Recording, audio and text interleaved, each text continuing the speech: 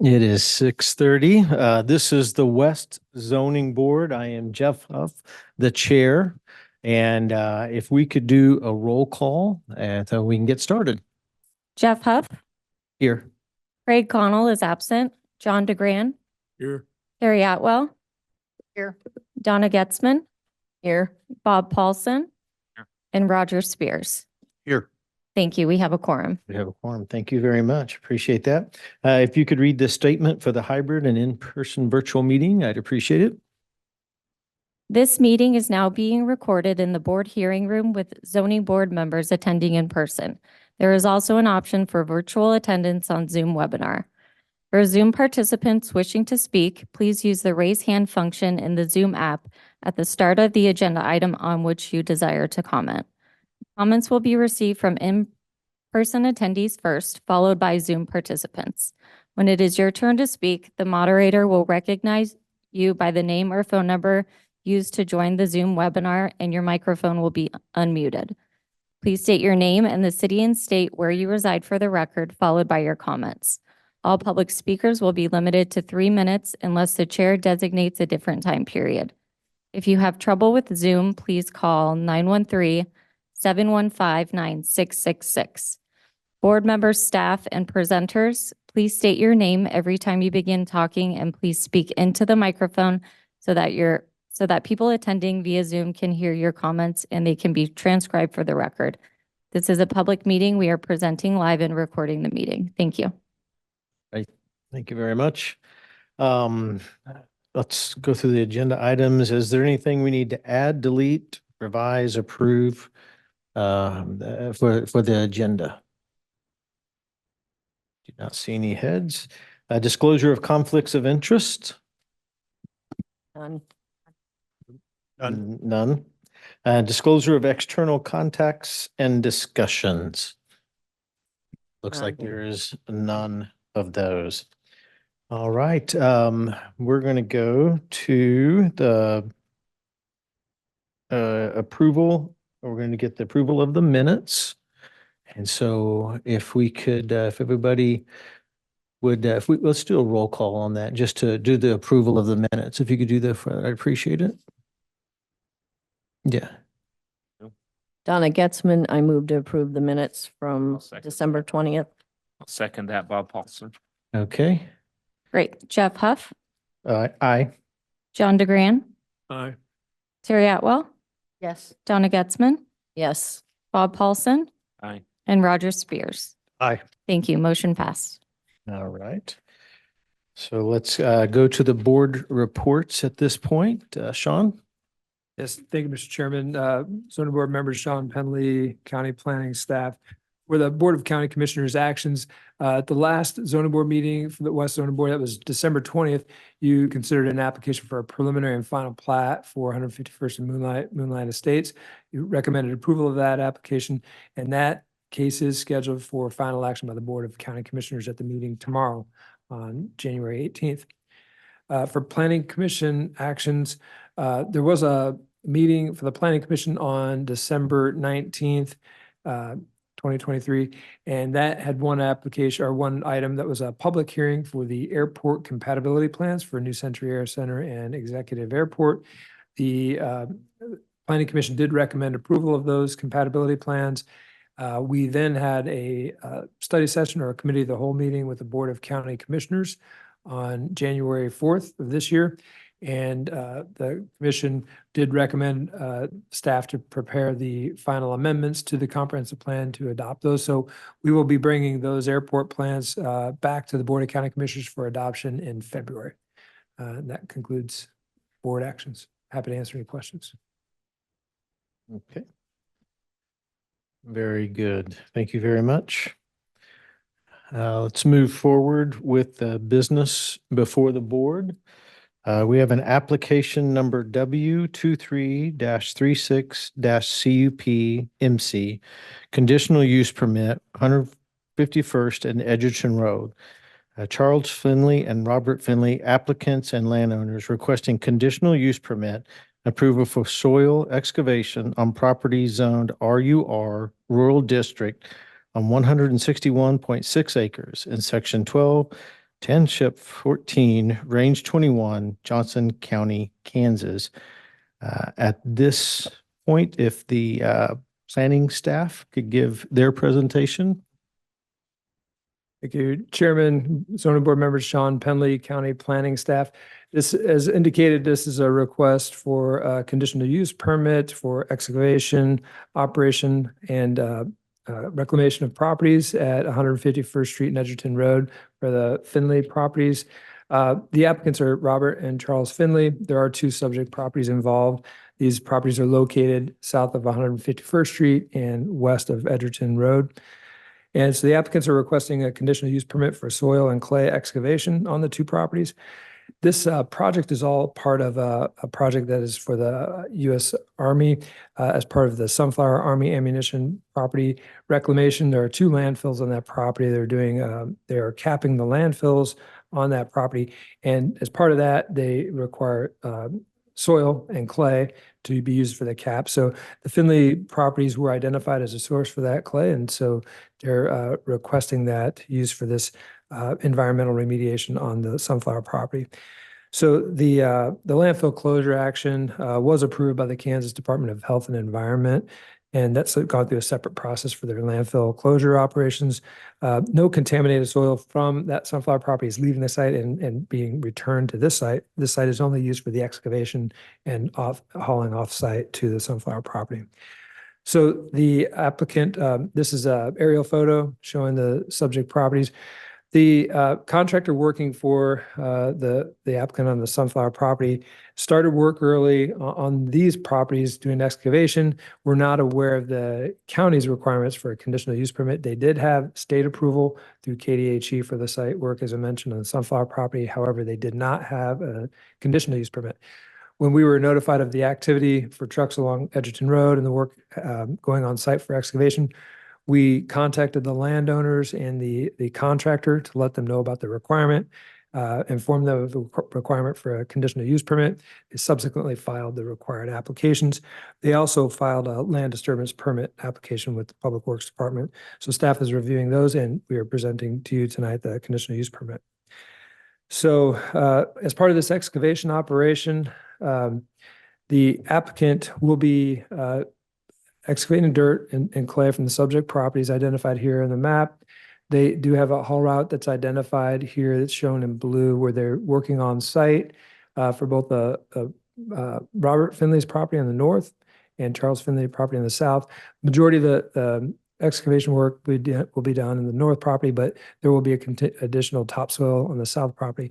The haul route will be within the internal properties of the Finleys, and there will be only one site for ingress and egress for the properties with the haul route that's identified here in yellow. The trucks are using Edgerton Road to haul the dirt and clay north, approximately 2 miles to the Sunflower property, so as identified here on the map. As part of this excavation operation, this overall plan here shows the two properties. The applicant has provided excavation plans showing the work here. With the excavation in the dark pink and light pink colors, these are the excavation they're doing for soil and for clay. And then the topo lines, the white lines are showing the grades for the site. And then the blue arrows identified here are the surface water flow. It's hard to see at this scale, but I'll show a more detailed plan. But as part of this excavation operation, the northern property will have approximately 65,000 cubic yards of clay removed at a depth of no more than 10 feet, which accounts for approximately 36 acres of the overall 80 acres of that site. And then the southern property will have approximately 30,000 cubic yards of topsoil removed at a depth of approximately 2 feet. And that accounts for approximately 48 acres of the 81 acres. The applicant has also identified future excavation areas on both properties that could be a source for potential excavation in the future. But what is planned at this time for the Sunflower landfill closure is identified here in the pink. These are the areas that are being excavated now for that project. Other areas of excavation could be provided later, and those are identified in the cross-hatched black areas. This is a more detailed view of the north property showing the 80 acres. Again, with the pink areas showing the area of excavation for clay on this property, and then the areas in black that are hatched in showing future borrow source areas. This would all be covered under this conditional use permit for both the current excavation and future excavation that would cover this. So as I mentioned, the potential borrow areas that would be identified here, this is the same on the property to the south. This is the area excavation for the topsoil. Again, showing the areas of pink for excavation, and then the areas hatched in that could be for future potential topsoil excavation in the future. The blue arrows identified here, the surface water flow, the applicant has shown how the site will be graded for all excavation work will have be graded inward towards the interior of the property. So there will be no excavation that would cause for discharge or runoff off site. This would be graded so that the water flow drains to the natural low areas of the site. So that would not change as a result of this application. The applicant is requesting a term of 5 years for the conditional use permit. They expect that the current work that they're doing now for the sunflower property, that could be done within the next few months. That would be done this year. However, they are requesting a longer term CUP in the event that they do need the additional future areas of borrow that they're showing here. But that certainly could be subject to change depending what the zoning board would recommend. The hours of operation for the excavation operation are Monday through Thursdays, 7 a.m. to 4 p.m. As I mentioned, the traffic was identified in that haul route map. So for the truck traffic that is provided for this application, during the active periods when they're grading, there would be approximately 30 trucks operating, and each truck would make 8 to 10 trips per day. So the trucks enter and exit from the Edgerton Road access. And they run north to the sunflower property along Edgerton Road. So as part of the application, the requirements for the conditional use permit, dust control is provided by the applicant. So they have different methods that they use to provide for dust control. They have a water truck available to apply water as needed and to keep the access road, Edgerton Road, free and clear of any dirt or debris. And the gravel any gravel that exits the site or any other debris would be cleared and removed by the applicant. So they're aware of that requirement to maintain roads surrounding the property. Also, as part of this application, the applicant is providing a restoration plan for reclamation of the site, essentially returning the soil to agricultural use. So following excavation, the site would be regraded and it would follow the natural topography with the slopes identified in the topo lines. Within 14 days following the completion of soil excavation, the disturbed areas are properly graded and biosolids are proposed to be provided to the property and be incorporated into the ground with grass seed and a mix of brome and fescue seed to be applied for restoring the disturbed areas. That would be used for future agricultural purposes. So staff did review this application for compliance with the comprehensive plan and for the golden analysis for land use review. The proposed use for the earth excavation and restoration is consistent with surrounding agricultural zoning and uses. Once the excavation is completed, the property will be utilized for agricultural purposes as noted. The property is zoned RUR, rural district, and is suitable for agricultural uses. The present use for agricultural and temporary excavation operations are appropriate, given the amount of time as recommended in the conditional use permit. Staff did look at potential detrimental impacts associated with this activity that could include dust, noise, or potential for increased stormwater runoff and sedimentation. Staff did look at that. The Public Works Department has sent comments to the applicant regarding the requirements for land disturbance permit. The applicant is aware of that. They did file the land disturbance permit application. Staff is reviewing that. If followed to meet all the requirements, the land disturbance permit would address erosion control, sedimentation, and water quality issues during the permit operation. So that land disturbance permit would be required and required by Public Works. It needs to be approved and would need to be maintained. And the applicant would have additional things that they need to comply with the state as well. they'd have to file a notice of intent and follow all state requirements as well. So the proposed application is also consistent with the comprehensive plan. This area is a rural policy area, which does maintain open areas and open space and rural character. And as proposed with the conditional use permit as stipulated, it would maintain that agricultural nature.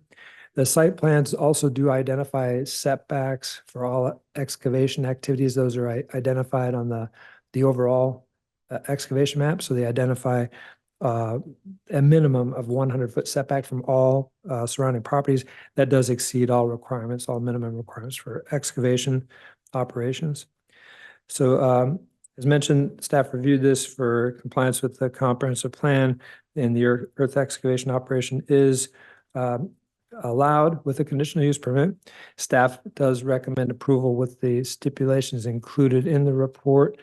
I will note, staff does recommend approval of two of the stipulations. You should have a copy of those two stipulations. We are recommending that stipulation 4 be revised to indicate that land disturbance permit shall be approved by Public Works. I think I have this here. Land disturbance permit shall be approved by Public Works in accordance with the county requirements. They, as I mentioned, they submitted a land disturbance permit, but they need to have additional information provided to meet the county requirements. The applicant is aware of that, and they will work towards that. And then for this stipulation 16 is no longer needed. The applicant did provide additional information in the conditional use permit narrative to address Public Works comments, so staff would recommend removing that stipulation. Planning staff also did receive comments from the public. We received 4 different comments from surrounding property owners and public in general. Those comments were provided to you today and distributed. They'll be made part of the public record as well. And I believe some of the owners and neighbors may be here in attendance and would like to speak as well. But those comments were distributed with your packet. So we did receive comments with some concerns from neighbors regarding the use. And as I mentioned, staff recommended the stipulations for the CUP to address a lot of those issues. However, we're certainly welcome and happy to answer questions. The applicant and the contractors, Cape Contractors, is here tonight. The applicant does have a presentation that they would like to make to address some of those public comments. So after staff's presentation, they'll be available for additional questions and presentation. As I mentioned, staff does recommend approval. We've provided a recommended motion. If the zoning board chooses to use this, as I mentioned, we recommend approval of a conditional use permit for a term of 5 years for the reasons listed and including the amended stipulations as noted. With that, staff concludes the presentation. Happy to answer questions. Thank you. Do we have any questions from the board?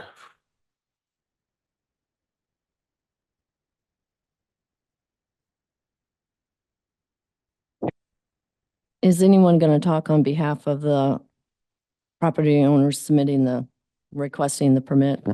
Yes, John Russell with Cape Contractors will be speaking on behalf of the owners and answering questions from some of the comments. Sorry, this was Donna Getzman. I'll reserve my questions till then. This is Jeff Huff. The monitoring of like soil and activity, I'm sorry, I didn't see, is that defined in here or I don't know if it's, I mean, I know the public will let us know at some point, but is there anything that we're doing to actively monitor activity and or? Oh, as far as inspection of the property? Yes. Sorry, I couldn't note that. Sure. We do have, staff did recommend a stipulation for inspection of the site. So site inspections will be required. There's 2 different kinds of inspections. The Public Works Department will be doing a visit to the site to inspect the site on the current grading activities, excavation activities. That's part of the land disturbance permit. They need to know what they're reviewing in terms of what's required for erosion control and other issues that they're looking at for land disturbance. Planning would be looking at this as stipulation 15 indicates. The county will be inspecting the site on a minimum of once per year on or before July 1st of every year under the conditional use permit. So we'll be evaluating that and ensuring that they are following all of the stipulations of the CUP. So yes, staff will be inspecting this, but yeah, certainly we're aware that if anyone from the public calls with questions or concerns about the use, we can always inspect the site as needed based on any issues that may come up. Perfect. Terry Atwell. So obviously plannings would be possibly one time a year. How often would the inspections from Public Works take place? The reason why I ask the frequency is because when Jeff says that the public, probably would let us know if there's an issue, but you can't see back in there, and there is definitely signs posted that says no trespassing, keep out private property. So the neighbors wouldn't know that there's an issue by visualizing it unless they started having issues on their property. And we want to mitigate that before it gets that far. Jacob Askian with the Public Works Department is here. He could best answer the questions regarding land disturbance permit. Thank you. Yeah, Jacob Askian, Public Works. We will conduct an initial erosion control inspection. We tried to get out there earlier this year, but it's been pretty frozen out there and snow covered. So we typically do one at the beginning of the process. We do an erosion control inspection, make sure all of the items that are proposed and are in place. And then typically it's required to close out the land disturbance permit as well.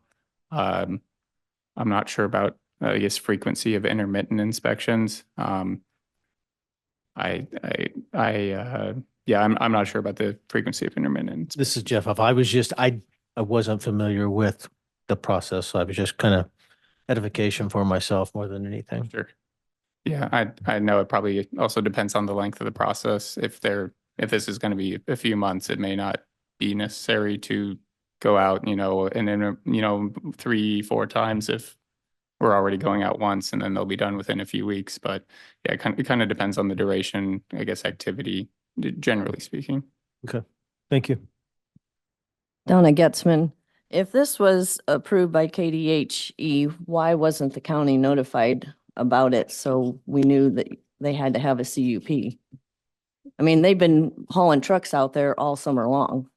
To date, the only permitting that's been approved by KDHE in the state is the work that's on the sunflower property. So they were only aware of the work that's being done for the landfill cap and enclosure. They have not permitted anything on this site. As part of our land disturbance permit, the state will be notified of that notice of intent, and they have to do all the stormwater requirements as part of our land disturbance. They will be notified. So I think the state also is not aware of the activity on the site for the excavation. Thank you. This is Jeff Huff. This isn't an issue we've had with this company before. Is that correct? No, prior to this, staff is not aware of any issues with this contract or the landowners. There is the property on the north, I believe, Mr. Robert Finley's property, I believe, does have a conditional use permit for a separate use for truck storage on that property. That's separate. They've followed all the requirements for that conditional use permit. The staff's not aware of any other previous issues with this the landowners or the contractor, no. Thank you. Okay, this is John DeGrand. I have a question.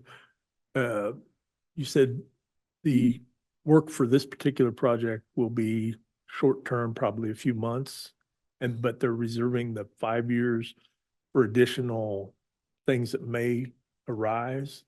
If one of those things becomes to fruition, do they have to come back and provide plans to you for what's going to happen in what particular area of those properties? I don't know if, so the conditional use and the plans that were submitted by the applicant do show those areas of future borrow source. If they follow the general plans that they show, they have those future areas, they wouldn't necessarily need to get a new CUP or amend it. But if they did change anything as part of what's being identified in these plans, they might need an amendment. It just depends on what they're doing. The work that they're doing right now, that's only a few months, is the work they're doing to haul this specific topsoil and clay for the sunflower property. They may continue to use that for future if they need additional topsoil, or it could be potentially used for another site. But that's all covered under this conditional use permit. So essentially, this conditional use permit will allow for not only the current use that they're taking to sunflower, but it could potentially be used for other properties. But it has to follow these plans as identified here on the conditional use permit. But the one land use disturbance permit would cover the whole entire I site. think that's correct. That may be a question for Jacob if he knows. I believe it would. I would have to brush up on that, but yes, I believe the intent is that the land disturbance permit would cover this site and I guess what's currently proposed in the CUP for the current and future excavation. Thank you. So Roger Spears, just to take that one step further to clarify that, this conditional use permit defines specific cuts that would be done in the bright pink and light pink areas for clay and topsoil respectively.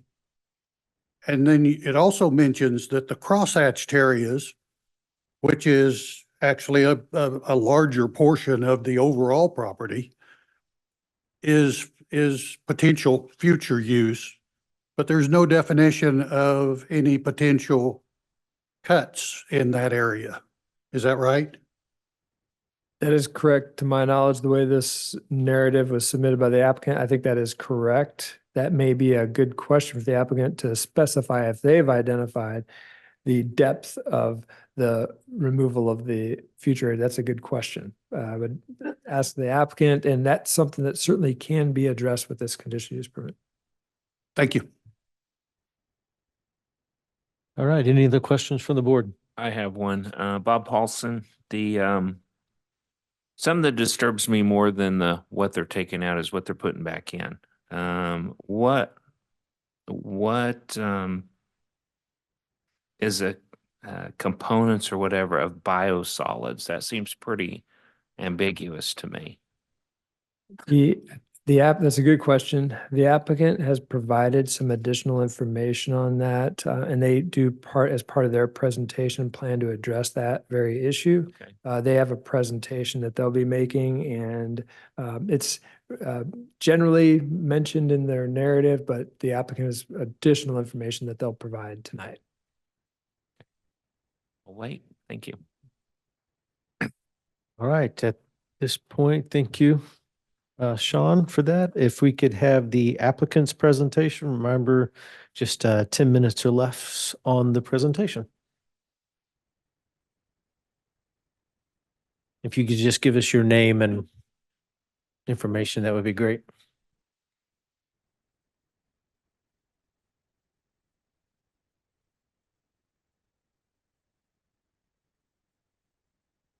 Hi, my name is John Russell. I'm here representing the applicant, the Finley's property. I'm a geologist at Cape Environmental. Wanted to address a couple of these comments, which you all alluded to. Yes. Do we have a mic? I can't hardly hear him over here. Thank you. Testing. All right. That's better. Wanted to address a couple of these written comments that we received and alluded to some of the themes that you all brought up as well. So this first one from Alan Anglin. Will the discussion of the CUP restoration plan implies that the land application technique would apply? And how will the county ensure that the site doesn't become a biosolids landfill, particularly the 36 acres that have as much of 10 feet of soil removed? So just some general context here. The application of biosolids on this particular property has been occurring annually for the past 8 years and has included annual communication with the EPA. That is done through the 503 land application form. It's submitted annually by the Finleys to EPA, and it does a couple of things. First, it confirms the requirement of Chapter 40 in the Code of Federal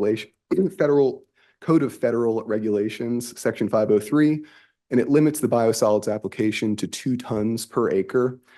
The second is the goal of the biosolids application. This is, for all intents and purposes, a fertilizer. And so the goal is to achieve the optimal soil chemistry for cultivating hay, corn, and other feed crops for livestock.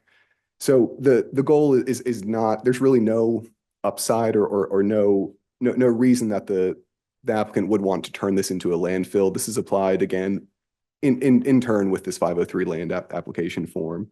The biosolids will not be used to entirely backfill this excavation. So we are not going to be filling 10, or they will not be filling 10 feet. It'll be applied in a thin layer at a rate of 2 tons per acre in accordance with how it's been done for the last 8 years. And so in general, this application will remain the same. So the second question here, the Chapter 40 CFR does define several different types of biosolids. The question here says, will the biosolids be Class A with no detectable pathogens? These are actually Class B biosolids. So these are solids that come from the municipal water treatment plant from DeSoto. And 7 samples are collected annually, and those 7 samples are stipulated by the Code of Federal Regulations. And the 7 samples are analyzed for fecal coliform, and there is a maximum limit where the geometric mean must be less than 2 million fecal coliforming units per gram on a dry weight basis. I do have those analytical results from this past year, and I'll show you in just a moment. But the analytical results show that the fecal coliform, the CFUs, are running around 30 to 50,000, which is well below the 2 million upper limit. So there are site restrictions also that are outlined in 40 CFR, and these site restrictions are adhered to, and they're checked off and signed off on this annual 503 application that's submitted to the EPA. As far as the biosolids, how they're processed, again, this comes from the county water treatment plant. They're processed in an aerobic digester for 20 to 30 days. And that process is what reduces those bacterial coliform units down below the regulatory limit. I also want to add that this portion of the Code of Federal Regulations was written with the specific intent for individuals and rural landowners to be able to use these biosolids. Instead of going to a landfill, it is a cheap and low cost way to in fact reuse that material and put those nutrients back into the ground. So this really is in line with the intended use of this provision. What testing will be done to ensure? So section 503.13 has a table here, table 1, and that provides the upper limit of other contaminants or pollutants, primarily metals. And so specifically, 7 samples were tested for fecal coliform, percent moisture, total solids, and then 1 composite sample was tested for metals, mercury, percent moisture, total solids, total organic nitrogen, anions, and phosphorus. So this is a standard list of analytes that does conform to the CFR limits and regulatory guidelines. The volume of biosolids, again, this is outlined in that annual application form. This was formally administered through the KDHE, and that 503 application has since been transferred to EPA, but again, it does provide an upper limit of 2 tons per acre. The biosolids are applied normally twice a year from my discussion with the landowners, once in the spring and once in the fall, and they take soil tests samples throughout the year in order to achieve the maximum agronomic rate. And so really they're trying to achieve the optimum soil chemistry. And those testing results are for their internal use. So they have a pulse on how much further application they might do later in the fall and whatnot. So again, the property owner does periodically test the soil to achieve these maximum growing conditions.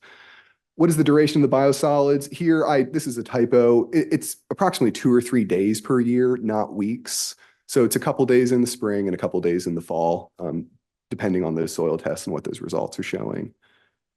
How the county ensure compliance, I think I'll defer to the responses previously, but in general, regulatory oversight is provided by EPA with this annual application of the 503 form. And then several other questions here. How am I doing on time? Good, okay. So dump trucks were seen. So again, I think we've already covered this as well. The soil was excavated to support an offsite remediation project. We have provided proposed plans for areas where additional excavation may be required should the need arise. We would conform to basically the protocol of a maximum excavation depth of 10 feet.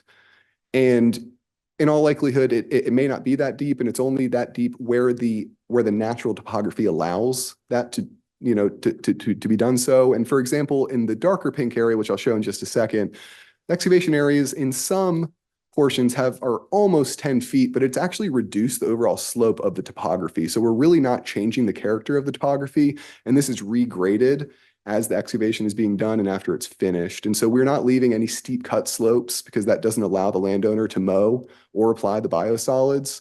So really we are preserving that naturally flat and undulating and inwardly draining topography. The amount of excavation being done. So within the excavation areas, the local drainage pattern is inward and it's towards a pre-existing low-lying pond. So on the southeastern property, that surface water does flow to the west and north to the area within the larger excavation. That pond has been there for some time. Google imagery is showing that pond well back into the 90s. So this is a long-staying feature of the topography, and it is completely naturally bermed. I was there today. There is no effluent path. There is no culvert. This is a fully enclosed pond that allows more than several feet of headboard room. So unless there's maybe a 500 or 1,000-year flood, there's plenty of volume within this natural depression to maintain and hold that any of that inflow from natural precipitation. Let's see. Yep. So EPA, again, to reiterate, EPA has been notified. This has been going on for about 8 years, and the compliance is demonstrated through this 503 permit application. And the period of so the period we included 5 years, and again we'll defer to the appropriate county officials for the appropriate use and time frame of the CUP, but we did want to reserve the right for the landowners to provide this soil and excavate should future need arise. This is an aerial imagery from, it says 1985. The actual dates in Google imagery get a little foggy past the 90s, but you can see that this is the large area of excavation here, the larger and deeper one, and this pond has been present for some time, for decades. This is a natural feature of the topography, and there's a high side here. This berm is the high side, so water flows from the southeast to the northwest and is contained within this large bowl-shaped area. We did already review these, and I'm happy to revisit the grading plans if any questions follow up. We have received what we'll consider a provisional land disturbance permit. We recognize that there are some additional requirements, and specifically amending the notice of intent, but we have been in communication with the Johnson County Public Works Department. And this is a snapshot from the analytical laboratory. This is PACE Analytical Labs. This is a nationally certified lab that does a bulk of the work for the Department of Defense. Really high data quality. We use them all the time for other projects, and this is what their laboratory report looks like. So specifically, you can see these 7 samples here collected on March 14th of 2023. And we go down here, 503 in CFR, Table 1 provides these sealing concentrations for a handful of pollutants. These are all metals. The value in red is the sealing concentration, and the value in black is the analytical sample result from that composite sample. And you can see that all of these results are well below these regulatory thresholds. And same for mercury. There is no regulatory threshold for percent moisture. This is just used to create an on-balance calculation for these results. And anions, again, total nitrogen. This is for the property owner's benefit. There are no regulatory limits associated with nitrogen, anions, or ammonia. And maybe the most important portion here remaining is the fecal coliforms. So again, these are the pathogens that may potentially provide negative environmental or human health impacts. And so this is in colony forming units per gram. That's a dry weight basis. Again, 40 CFR allows for up to 2 million CFUs, the geometric mean of the 7 samples. Each of these individual samples are below 50,000, and I can highlight each of these right here. So we have 39,000, 48, 42,000, 43, 52, I believe that one, 53, and 45. So a very tight cluster. These data do seem to be representative, very similar results, and they're well below the regulatory threshold for the fecal coliform. And I think that's all I have, and I'm happy to answer any questions. Roger Spears, I have one, just a clarification.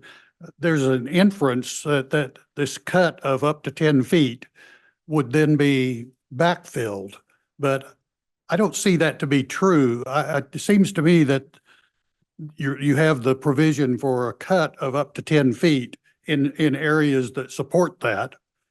But the reclamation would then be to a contour that's going to be relatively smooth from, like, in the dark pink area in the southwest corner, you have an elevation of about 967 and a low in that center part of 949. So the intent would be that you would have a shallow bowl going from 967 down to 949. That's correct. Okay, thank you.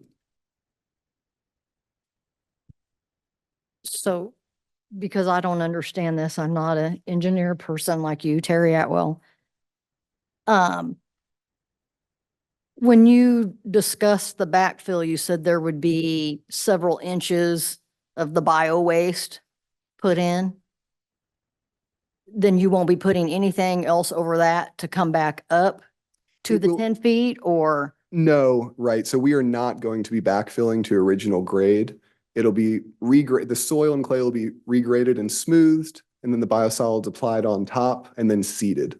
So we are not backfilling to original grade. Backfilling really isn't the word. We're applying, or they will be using a land application approach as a fertilizing approach. It's not to restore the topography or bring it back up in any way. And if you're putting several inches of that down, does that have a tendency to compact? Yep, it does. Yeah, there's a natural process where this turns into humus and topsoil, and annually, this being applied annually along with the dead vegetation, the dead grasses, does build it up and create that land surface.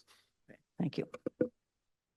Okay, John DeGrand, along that lines, you say several inches, but 2 tons of material per acre, I do not, in my mind, does not equate to several inches. Can you highlight, I mean, because I think that might be more like the thickness of a dime. Right, I don't know that. You'd have to speak to the landowners, but several inches is probably an over exaggeration, sure. Sir, whenever, no, you're fine. We'll give you a chance and we'll write that question down and then we'll ask you then. So we just got to follow the, I get in trouble if I don't. Thank you. Write that down. Make sure you ask it. Okay. Any other questions from the applicant? No, I think just the Terry's comment just makes me look at the picture again. And, if you look at it now, it goes 967 and kind of undulates down, undulates down to that low point. When this is done, that's not going to look the same. It's going to be more of a gentle bowl that supports crop growth and mowing and agricultural use. Correct. Okay. All right. I think that's the questions at this point for the applicant.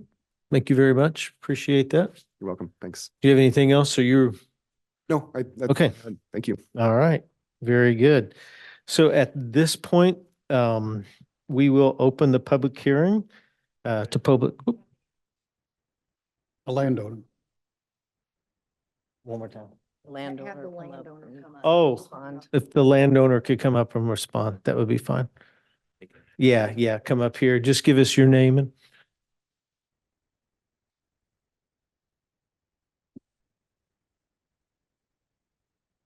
Yeah, my name is Charles Finley. I'm the owner of the property that is to the south of where my brother's property is, where the current excavation is going on.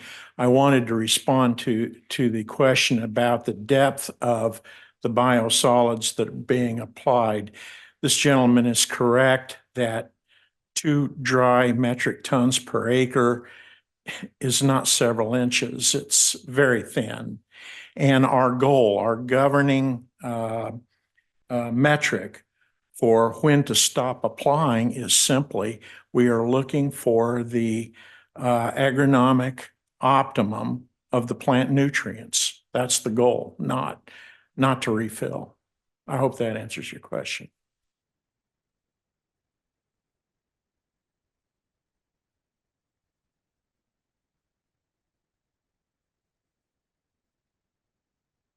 Right, very good. Then at this point, we will move to the public hearing. Any public comments? If you could come up and give us your name, it'll be 2 minutes per presentation at that point. So feel free to come up at this time.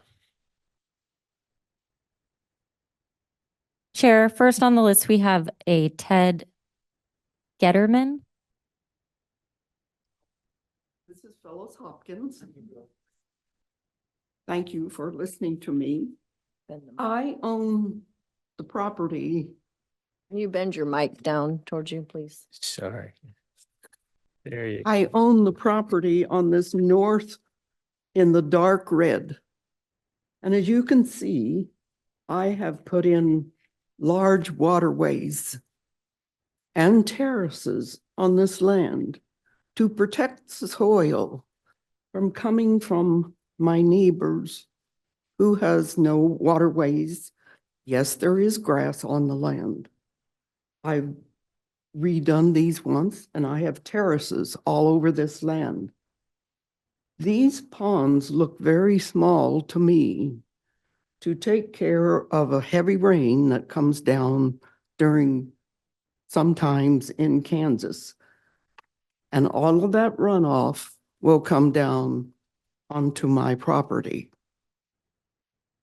That is my strong concern because I want to save the soil for our planet.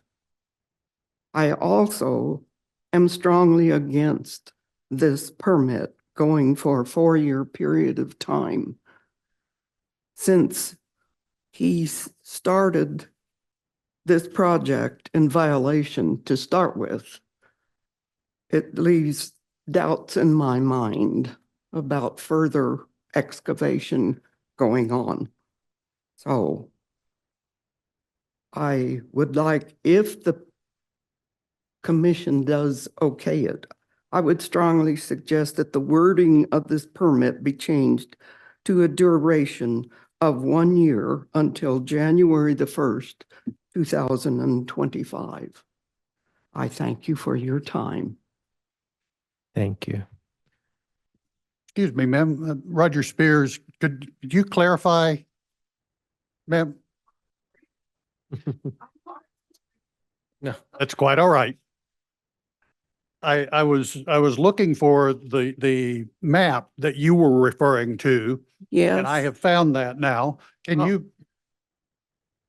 Sean's going to pull it up just to clarify which property you are on.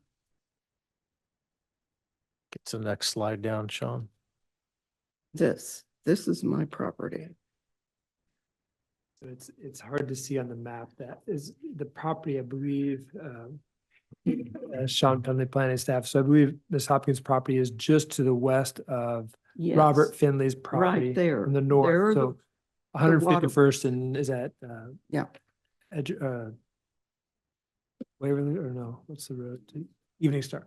Yeah, 151st and Evening Star. It's boards 151st Street and then goes south on Evening Star Road. Okay, thank you. You're welcome. Thank you very much. All right, does anybody else would like to speak? Okay. Again, just your name, city and state, and we'll have 3 minutes. My name is Ted Gitterman, and my family farms the farm for Phyllis, and we've been farming the farm since 1975. And I live at Bucyrus, Kansas, and I think my concern, they took off all the soil there and took down, some places 10 feet. Well, you're down to basically nothing. You're almost down to, and putting on 2 tons of the acre of the biosolids, I don't think you're going to grow much. Just my experience of farming, you're going to need to put more than just, the best manure in the world is hog manure. And then you got chicken manure and cow manure and horse manure, and the bottom is human manure. there's just not much there. And when you're starting on top of clay, I mean, yeah, it would be fine if you went out and mixed it with topsoil and you know, you've already got some life there. You got organic matter, but there's no organic matter in this soil. There's no nutrients there, and there's not much phosphorus, potassium in human manure. If you want to call it that, we want to call it, but that's what it is. So, I mean, you know, typically you want to, you know, have some soil there to begin with, but there's nothing there to me. So, you know, there's bare dirt out there. You know, when it rains on top of clay, the water runs off pretty fast. And yeah, there's ponds there. But ponds, eventually, if you have a lot of rain, they get full. They overflow. That's why you have spillways and overflow pipes on pond dams. I don't know what's out there. I don't know how big these ponds are, but even the Hillsdale Lake will overflow. It has a gate, let water out. It's a big lake. They get full. So, you know, Phyllis's concerns are the runoff onto her property. So that's my biggest concern. You know, she's got a nice farm there and she's taking care of it, and we've taken care of it since 1975. So to me, I know they're wanting to improve the environmental problem they got at Sunflower Ammunition Plant, but what about the one I got here on this farm now? So anyway, that's all I got. Thank you very much. Thank you very much. Appreciate that. All right. Anybody else that would like to speak? Thank you. Just state your name, city and state. Robert McCollum. I live just on Edgerton Road out there. And by the number of trucks that you said, that means there's 18,900 truckloads have already been taken out. And I tell you, they have just made a mess of Edgerton Road.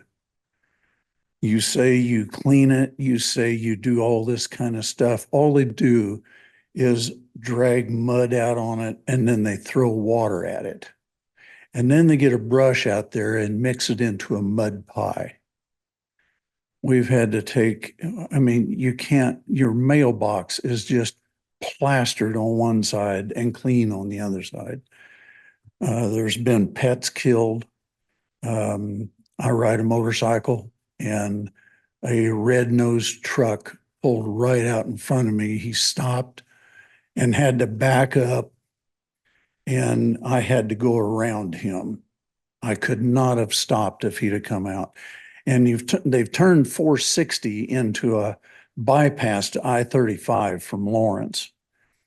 And I was coming home from Gardner one time on the east side of the road, headed north. And a semi pulled up there to the Edgerton Road on 460 and was going to turn towards Gardner. And I just kept riding because I thought everybody was supposed to stay on their side of the road. And he pulled clear out in front of me, I guess so his rear wheels wouldn't go into the ditch. And I got as far over to the right side as I could. I closed my eyes because I thought I was dead. And after I passed him, I don't know how, I had to come to a full stop and gather myself before I could continue on. I should have chased him down and got his truck number. But these trucks act like they just own the road out there. They know when the sheriff's department does their shift change and everything, and we have one of the white dump trucks that loves to use Jake brakes. And the mufflers are just horrible. The noise just rattles everything. It's just a mess living out there.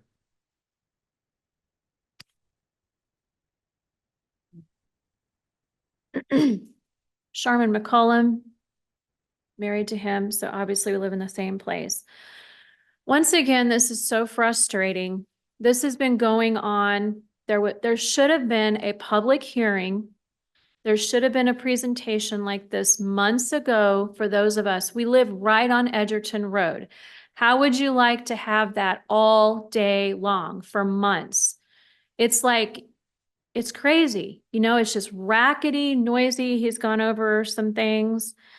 And there should have been that public hearing. What about the loss of peace and quiet for us? You know, I'm all for private property rights, but what about your neighbors? You know, how is it affecting them? Like he mentioned, there's a white truck that just barrels down that road like there's no tomorrow. You know, you got to make all the money you can, get all the loads you can. And why is this not being hauled out on 151st Street? Why does it have to be up our road on Edgerton Road, right in front of our house all day long? It's just not right. And how can we be sure that this project will follow the rules as it proceeds when they didn't start out following the rules? And this ignorance thing, we didn't know we needed a permit. Good grief, you guys want a permit to sneeze practically. And if we tried to have a hog farm, that wouldn't be approved because of the stench. But now they're going to bring stench into the neighborhood. And it's just frustrating. It's just not right. And somebody needs to be fined for all of this, for not getting a permit. Thank you.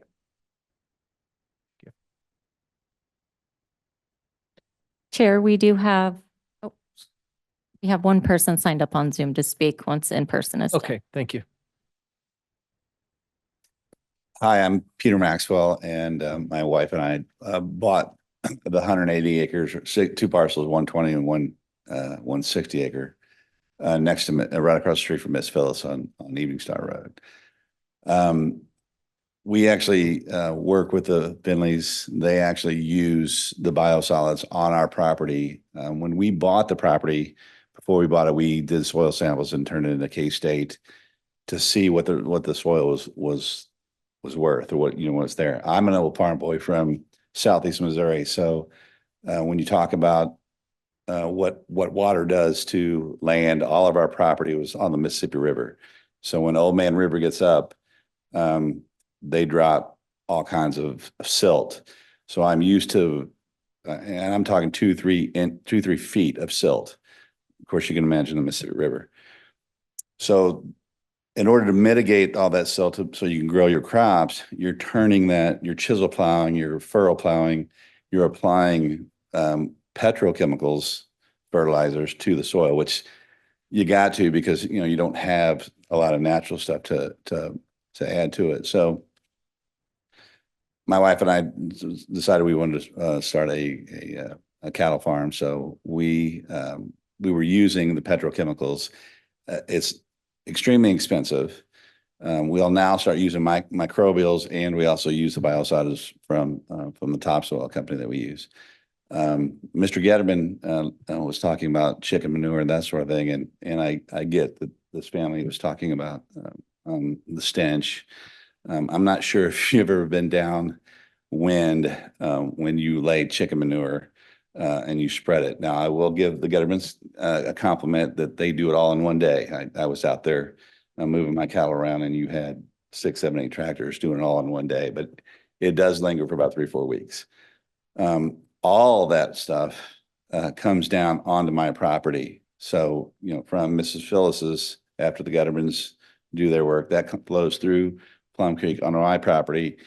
And then my cattle, can have access to it if I have them moved onto that.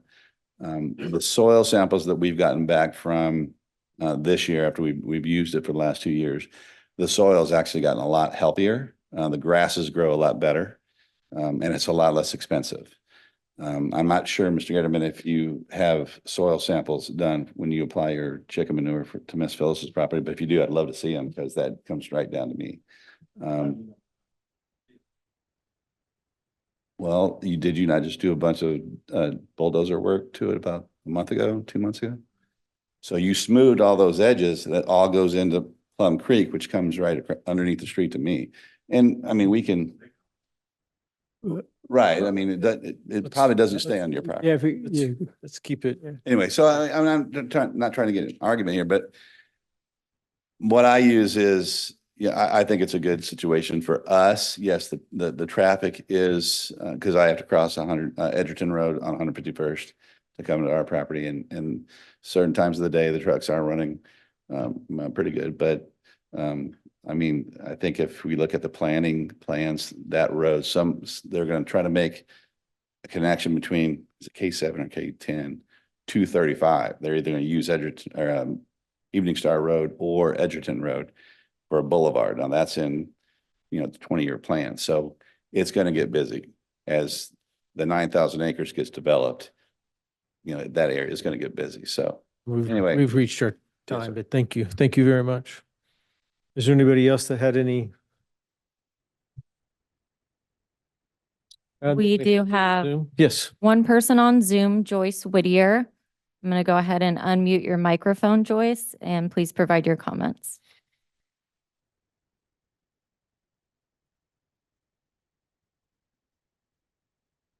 Joyce, if you can hear us, go ahead and provide your comments.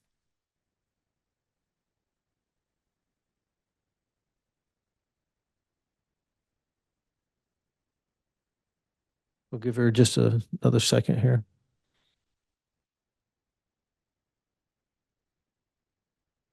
While we're waiting, would it be okay if we went ahead and had questions, and then if she comes in, then we can have her do? Yes. Okay, all right. We won't close public hearing until we find out what's going on with that. yes, Mr. Chairman, Sean Penley, planning staff. Also, if the board would like, the applicant does have the opportunity to rebut or answer any questions from public comments. I guess it'd be appropriate to ask the applicant if they would like to answer any of the comments or questions. If not, yeah, the board can certainly have your comments, and then if you have additional questions of staff for the applicant, we can answer those. Right, yeah. So if the board does have any questions for, Would you want to go into, this is Roger Spears, I'm sorry.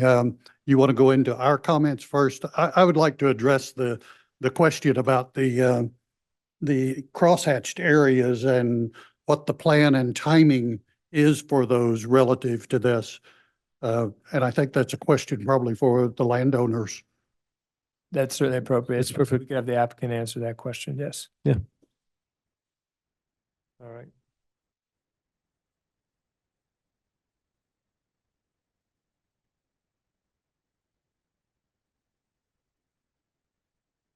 So just to clarify, Roger Spears, to clarify the conditional use permit, we've said, you all have said that the area that's in the light pink and dark pink is probably going to be completed within, say, 6 months.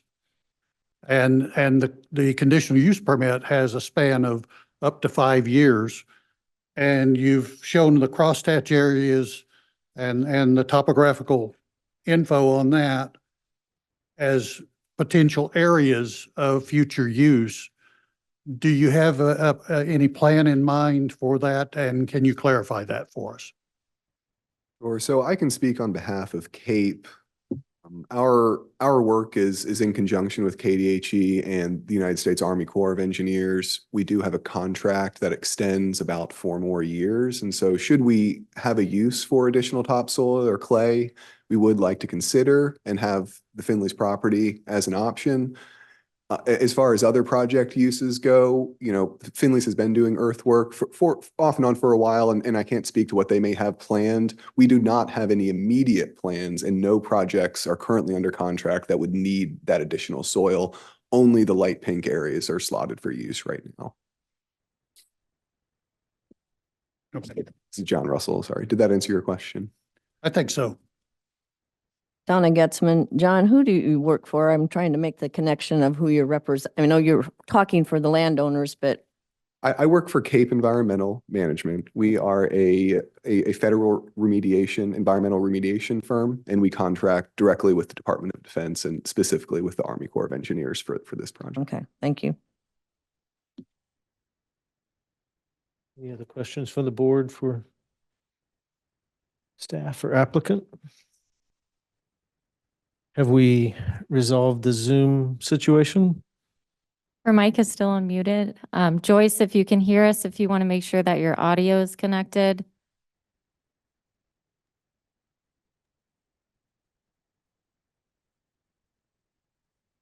If it's not, can she call the phone number? Yes, if you're having trouble, you can call 913-715-9666. And just a reminder, if you are using your telephone, you push 9. We'll just wait just a minute to try to let her get in.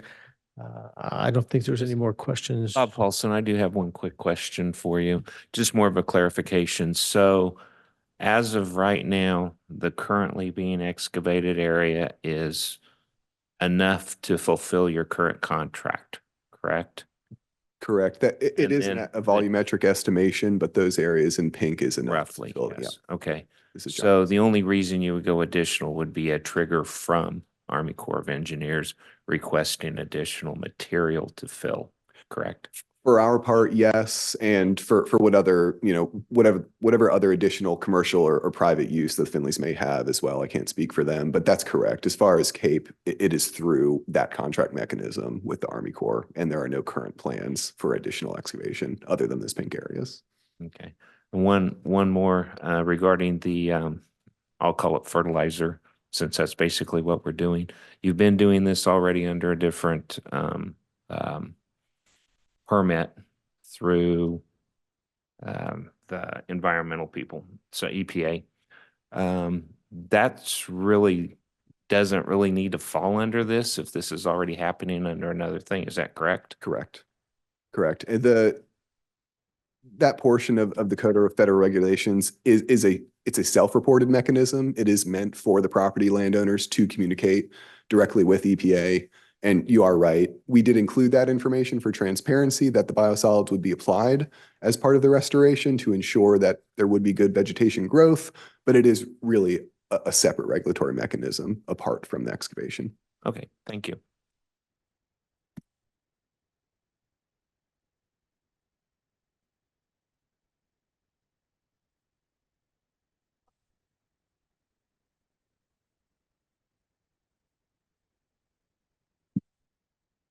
I think, and I'll speak on behalf of the property owner who just whispered to me earlier. And I want, so I was out at the site today, and again, we're there daily during active work. I want to give some context here. We have not stripped bare the soil down to exposed bedrock, and this is not completely inert soil that's exposed.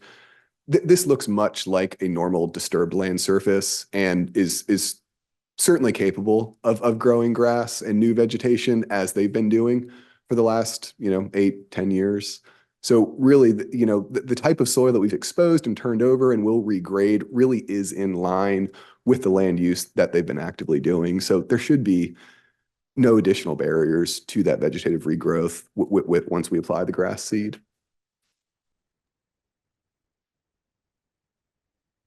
All right.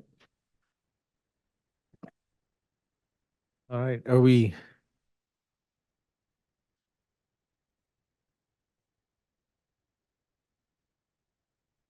Can you put your phone in front of a microphone? Yeah.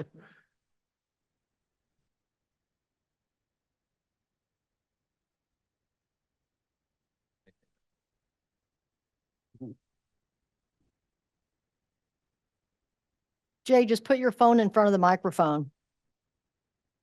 Put her on speaker. Donna Getzman, I do have another question for you, John.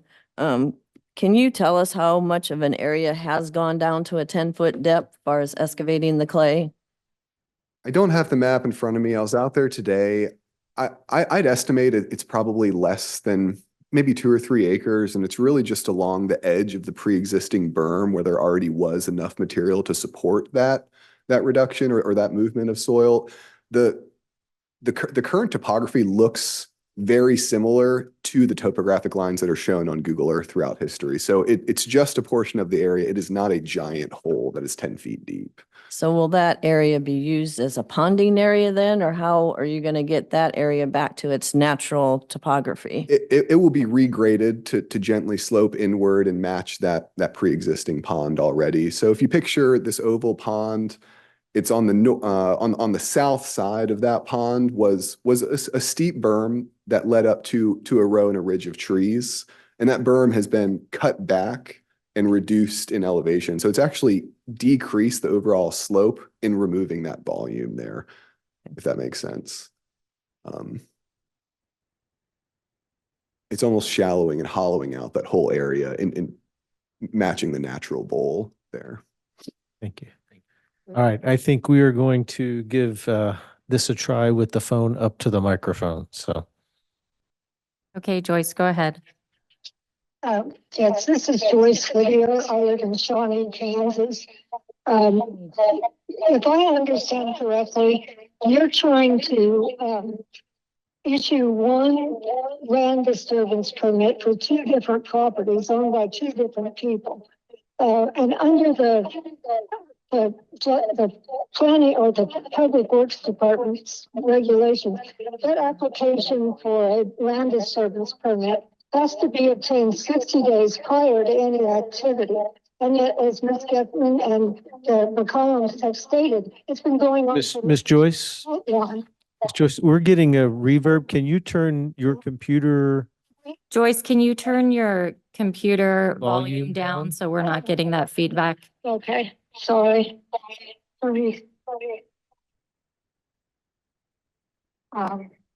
Is that better? No? Mm, I'm not sure how to do that. Have her move away from her computer. Let me try again. If you just want to move away from your computer so we're not getting that Okay. feedback. All right. Let's see. Much better. If I understand what the planning staff is saying, they want to issue some kind of approve the CUP for property owned by two different people, different properties. They're not the same. Each property owner needs to file an application and you need to get a land disturbance permit according to the Public Works Department 60 days in advance of any activity. And yet Ms. Getzman and Bob McCollums have pointed out that these people have been hauling dirt off there for months and they did not get a permit. The one that you showed was dated December 11th of last year. They can't do anything if, they have to obtain that permit 60 days in advance. They didn't do it. They didn't apply for the CUP like they should have. Is there a penalty for them not following the regulations that Johnson County has in place to protect the property owners? All right, you have about 30 seconds left. Is there anything else that you would like to share? No. Okay, thank you so much. We appreciate your call. Does that create any new questions from the board?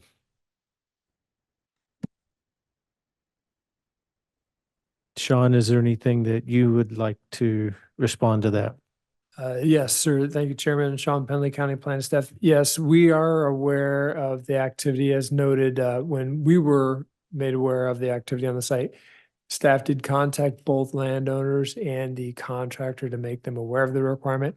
They did file the required applications. They did file two separate CUP applications, one for each property owner that's included in this application. And they also did file two separate land disturbance permits. Yes, the permits and the applications were filed after the activity. That's correct. But the remedy to correct that for compliance is to get the required permits. And so the applicant is following through with that. There's no other penalty that's been assessed as part of that with this enforcement action.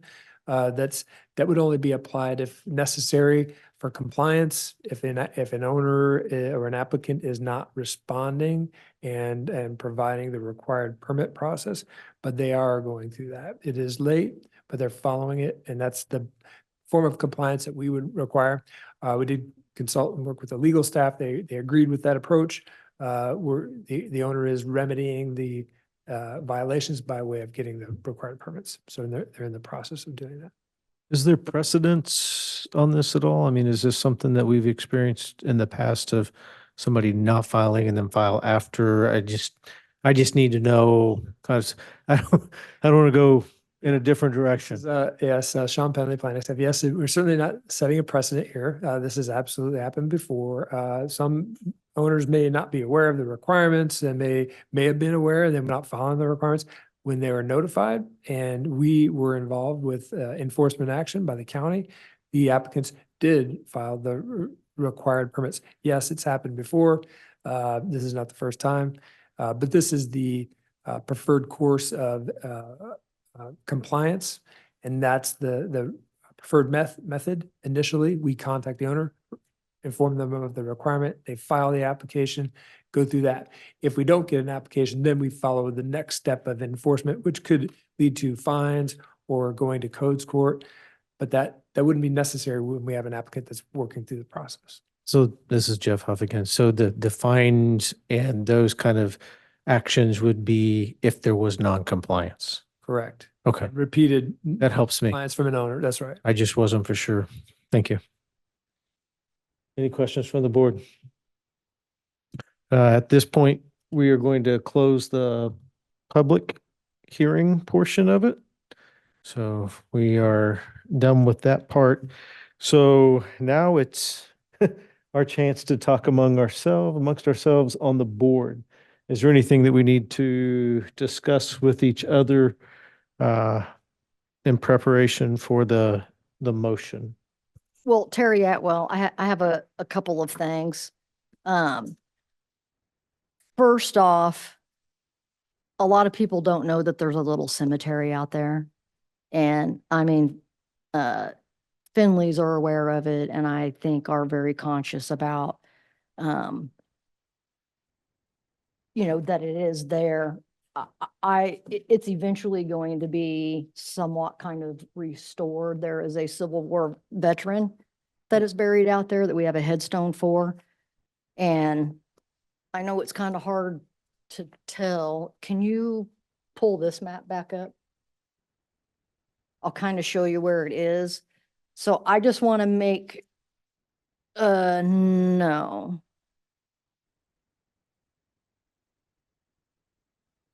It's in whatever this packet is. Here, I can just walk and show them real quick. Right here. You can kind of see right here on. So number 5, if. Okay, there you go.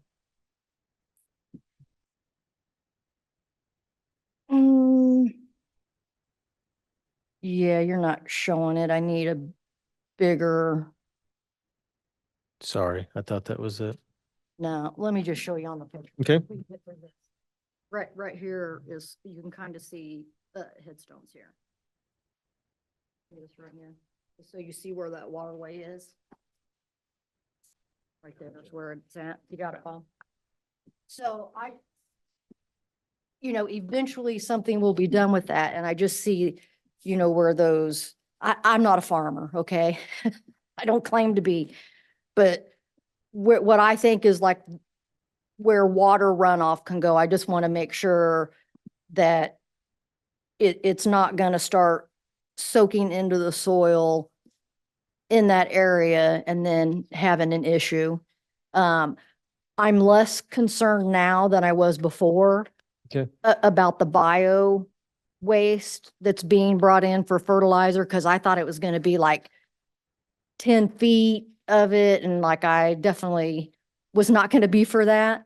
I know farmers use it for fertilizer, so I'm a little less concerned about that, as long as if there is runoff, that they can mitigate it quickly to protect the landowners around them.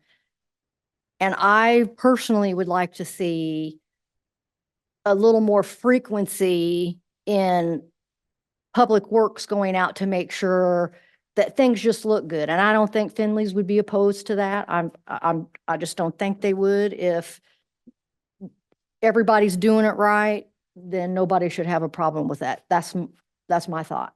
Mr. Chair, this Yes. is Jay Leipzig. Just for the record, I would ask Sean Penley to note that if you can, Sean, that cemetery for the on our, if you were able to pull it up on our map somehow, This just is so the Sean public Penley can see Planning Staff. that as well. I do not know where the cemetery is. So is this a property located along Edgerton Road, Terry? Is it? No, it's located along Evening Star Road. Okay. Okay, so Um, to the west of this. You might just circle it with your mouse or something, Sean. Maybe that would work.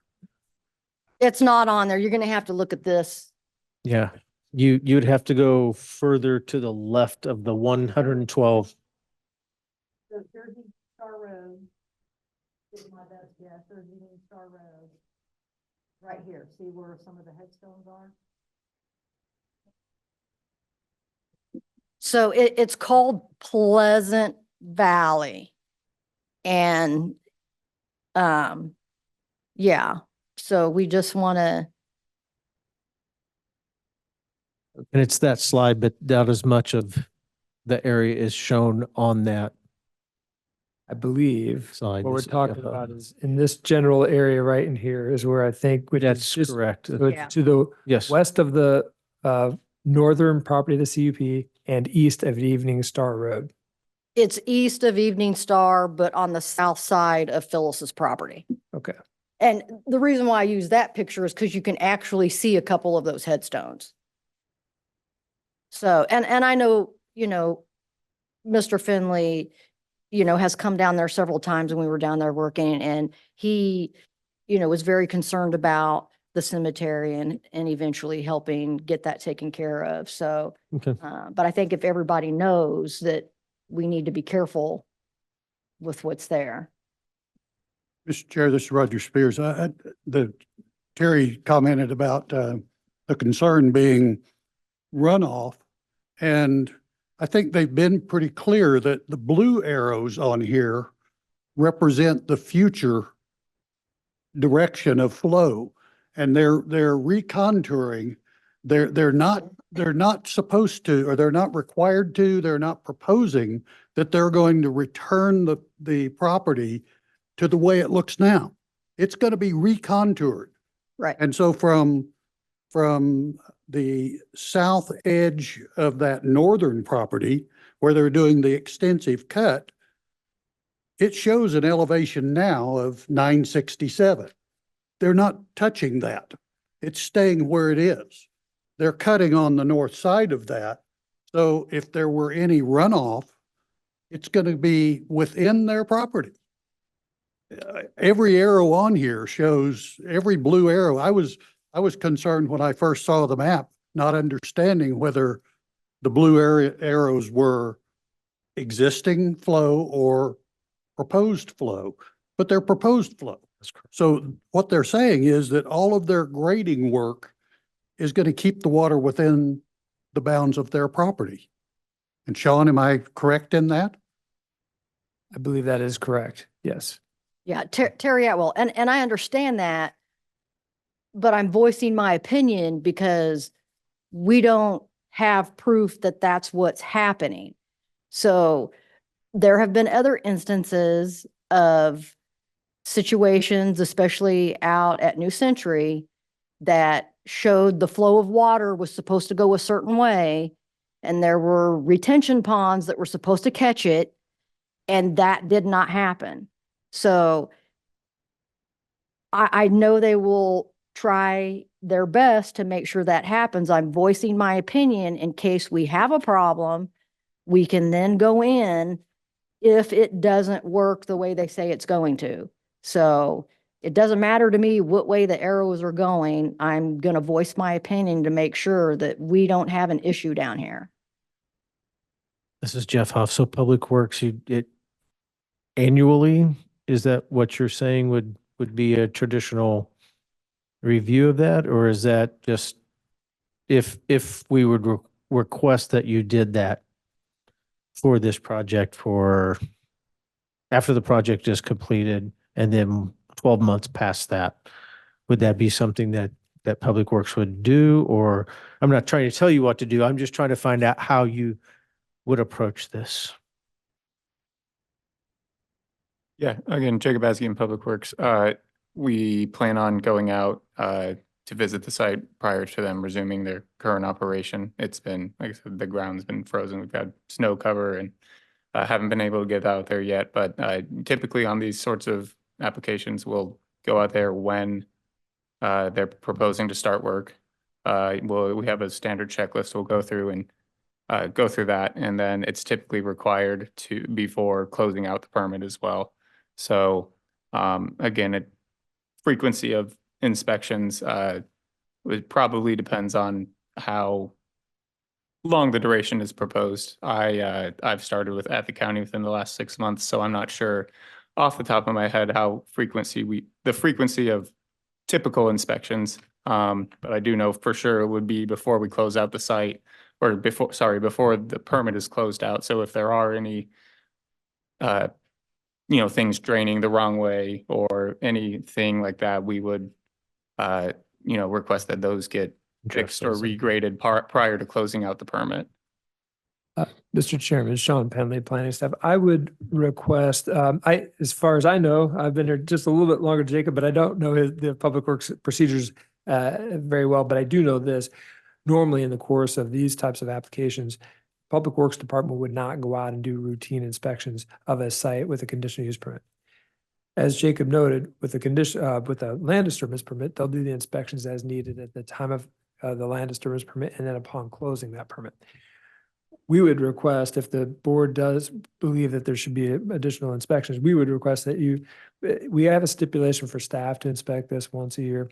We could certainly ask Public Works at the time when the planning staff is going to do an inspection in the summer, on or before July 1st. We would request Public Works to join us to also inspect as well. That may be the easiest way to do this, because as I say, I don't think the Public Works Department would normally go out and do routine inspections on something that's on private property. It's not a part of their normal procedures that they do for Public Works. So that's what we would recommend if the board does want to do that. We would we have a stipulation for it for staff inspection. We could certainly work with Public Works and have them join us. Yeah, Terry Atwell. So we could add in a frequency if the Finleys were not opposed to that. Okay. Thank you. Very good. Any other discussion? Bob Paulson, another comment or a couple on this. So if we go for the 5 years like they're asking for, which I don't really have a problem with that, are there any, I guess, a notification if they decide to go into the extended areas to say, hey, we're going to start, we've got a request from Army Corps of Engineers for more material. We would like to start on this, just as a courtesy notification that we're going to start on this, so that we have then we would have the additional inspections and oversight that we would normally like to see. Yeah, Sean Penley, planning staff. That's a good question, a good comment. I would suggest if the board would like that additional review, maybe you could include an additional stipulation that the applicant be required to provide county staff with notice prior to excavation of the future borrow areas as identified in the plan, that the applicant be required to provide notice to the county staff and that we do a review of that prior to that work. That certainly sounds reasonable. Something that Doesn't appear that there's any opposition to that at this point, so. And that could be something that could be just submitted as part of, and that maybe that's also something that we would review as part of that annual inspection. If there's been additional borrow sources, that's something that we could also inspect as well. And then the other comment, or one of the comments in opposition that I'd like to kind of address. I've noticed since it was AM has purchased one of the quarries out off 159th and such. I live on Gardner Road. The traffic has gotten horrible along that road. There's nothing we can really do about it. Watch for speeders and things like that, and request that our truck drivers be a little more safe, but really it's out of our control. One thing that kind of is, and it was also on that concern, is the dirt that gets pulled out of the fields onto those roads that makes it extremely dangerous if it's dirt and throw a little moisture on it and it just gets slicker and all get out. Maybe pay a little bit more attention. It would be a personal request. I don't know that we can force it or if there's any requirements on that, but just pay attention to it and try to clean it off as quickly as possible. More of a comment and request than anything else. Thank you. At Sean Penley Planning Staff, I could note to that, we do have a stipulation for maintenance of the adjacent road for that. That's also another item that staff could inspect too. As as with anything, anytime there's any issues with this, certainly anyone can contact the planning department and we can do an inspection at any time for any reported violation or issue. Certainly, we'd encourage anyone to contact us. We could inspect the site and notify the applicant of requirements if they're not maintaining it properly. That's all I've got. All right. Anything else? Donna Getzman, sorry I didn't ask this earlier when John and the landowners were up there, but since the start of this project, has there been any biosolids hauled back on a backhaul? Like once you go dump the dirt, pick up the biosolids and come back? So at this point, there's none that.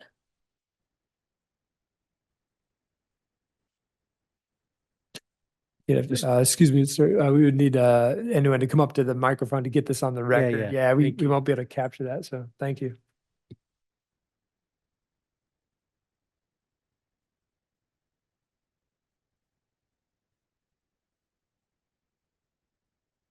Robert Finley, Eudora, Kansas landowner. The trucks that haul the material, the clay and topsoil out, those trucks do not haul the biosolids. I am the sole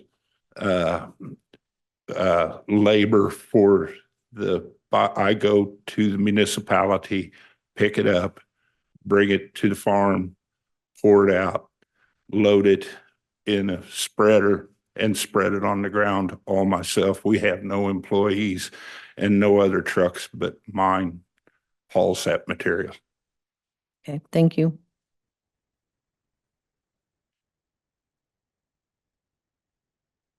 All right. Well, if there are no other I'd like to clarify, Okay. Roger Spears, with Sean, you suggested some possible wording. Would something like this for that crosshatched area be appropriate, that the applicant provide notice to county staff prior to any excavation of areas identified for future use to support inspection and coordination of additional work?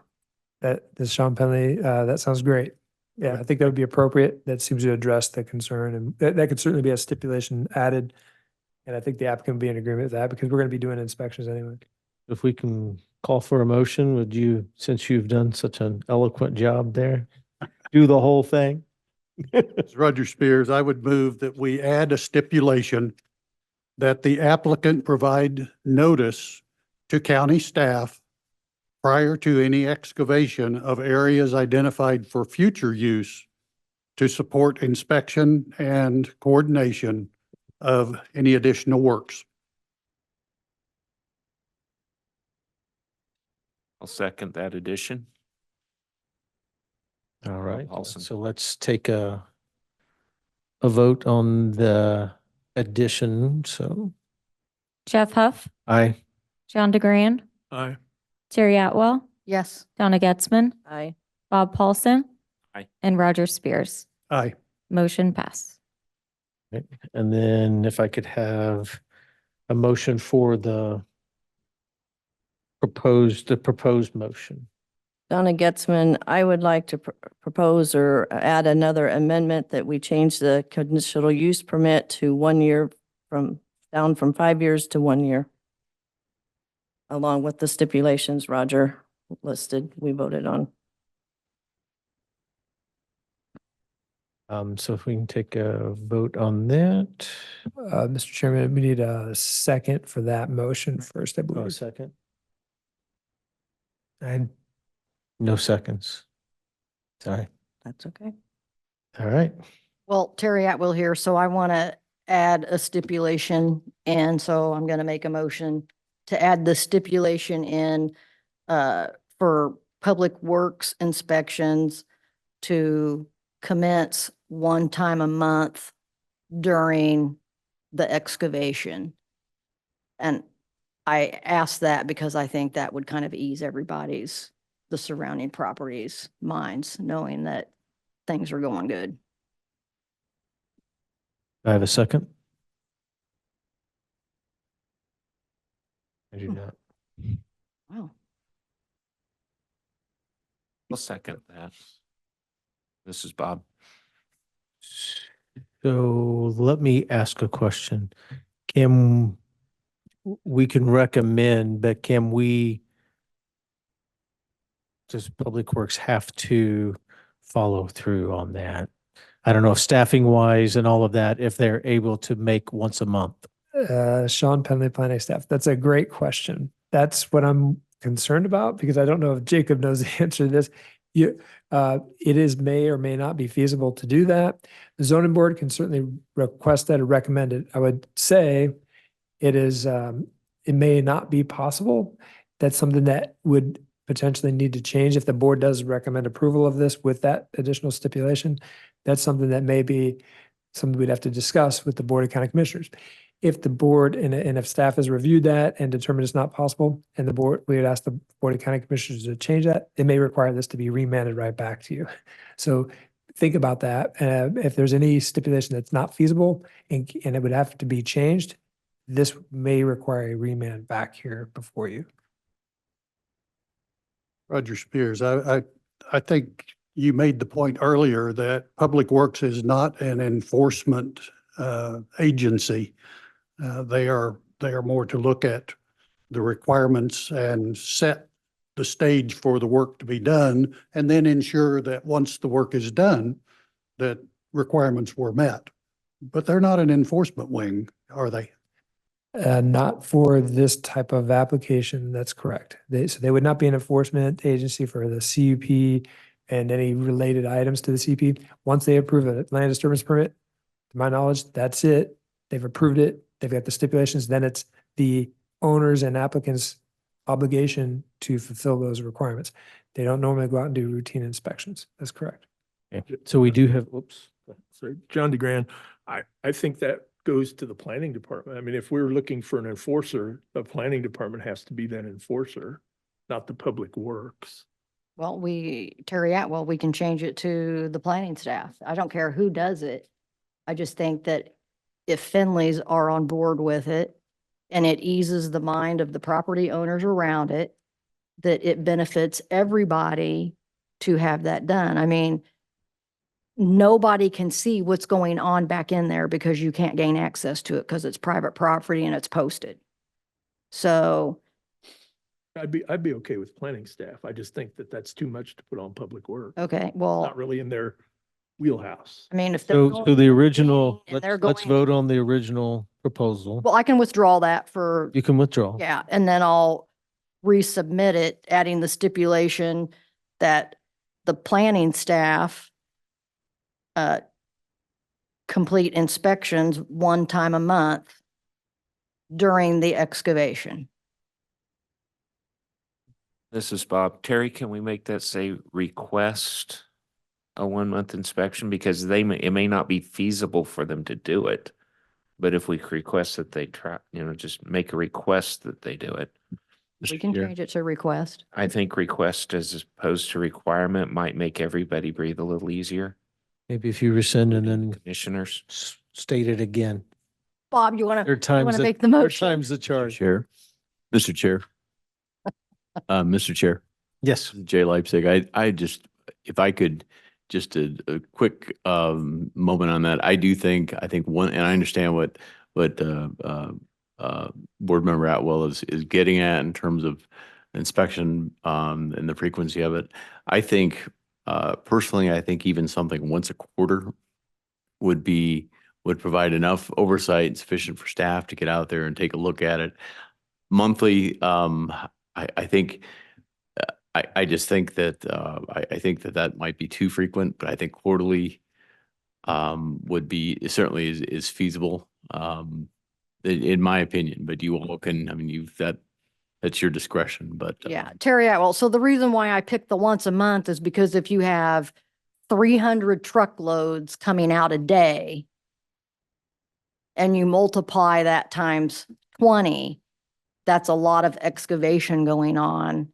And if you do that once a quarter, if there is something amiss, you've got a big mess on your hands instead of a little mess.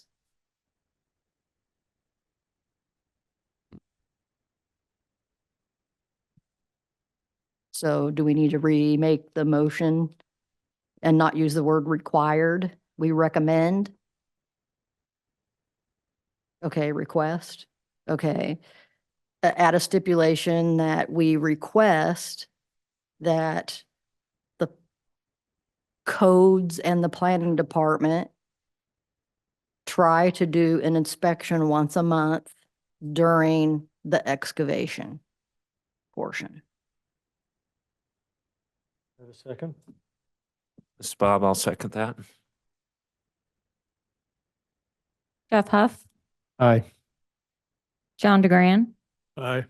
Terry Atwell, Yes. Donna Getzman, Aye. Bob Paulson, Aye. and Roger Spears. No. That's 5-1, motion pass. Thank you. Very good. All right. Now for the motion and a second for the proposal. Oh, Did that, I guess to clarify with Board Member Atwell, did that motion include the motion to approve the conditional use permit with those revised stipulations? The motion was for approval of the CUP with these changes? No, Just, it was- just that one stipulation. Okay, so now I guess we would Now a it's motion for the- the full, yeah. yep.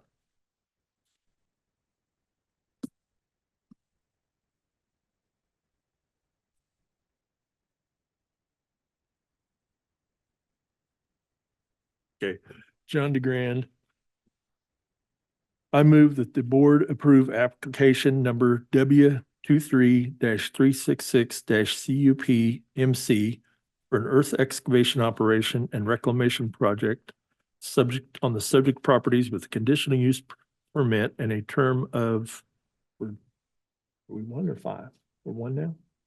Well, at 5, nobody second. Okay. And a term of 5 years for the reasons and stipulations recommended by staff as set forth in the report using the proposed updated recommendations with the additions made by the board.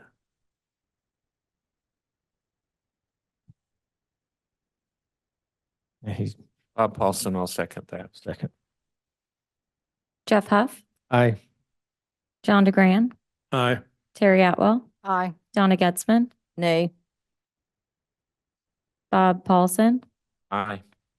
and Roger Spears. Aye. Thank you. Motion passed. All right, planning staff, could you give us the Board of County Commissioners meeting date and location? Yes, thank you, Mr. Chairman, Sean Penley, planning staff. This application will be heard by the Board of County Commissioners on February 15th at 9:30 a.m. in the board hearing room here in Olathe. Very good, thank you. Is there any other business that needs to be brought before the board? Mr. Chairman, Sean Penley, I did want to note, there's one other thing I forgot to mention in for upcoming meetings. We do have planned at this time a joint planning commission and zoning board meeting in February. Jay, do you want to provide details or update on that? Thank you, Sean. Members of the board, Jay Leipzig, Planning Department. Yes, we're scheduling a joint meeting of both the zoning boards and the planning commission together on February 27th, which is a Tuesday evening. We will have, and these times are not tied down definitively right now, but we'll probably have a light dinner at 5:30 and begin the meeting at 6 o'clock, similar to what we've done before with some kind of a training type of event for you that evening. So it is Tuesday, February 27th is a date that we have put on the calendar. if you're able to make it. We'd love to have you. Thank you. All right. Do I have a motion to adjourn? Bob Paulson, I move that we adjourn. Second, Terry Atwell. All right. All in favor? Aye. Aye. Any opposed? This meeting is adjourned.